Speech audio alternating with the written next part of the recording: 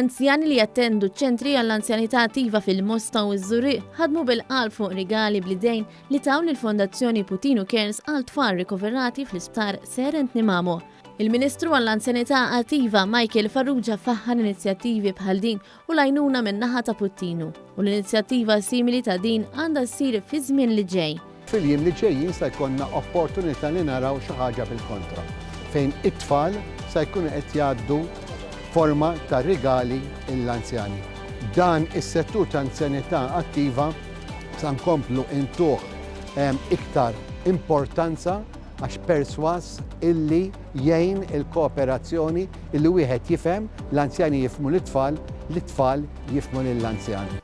Il-Ministru żied jgħid li din is-sena kienet waħda diffiċli speċjalment għall-anzjani u għalhekk wera s-sodisfazzjoni tiegħu għall-inizjattivi bħal din li tħeġġeġ l-anzjanità attiva. Min-naħa tagħha l-Viċi President ta' Putinu Cares Angelica Xkieri irringrazzjat kull min ħadem għal din l-inizjattiva u tennet li tinsab verament sodisfatta bil-ferħ kbir li ħassu l-pazjenti ċkejknin meta rċivew ir-rigali tagħhom.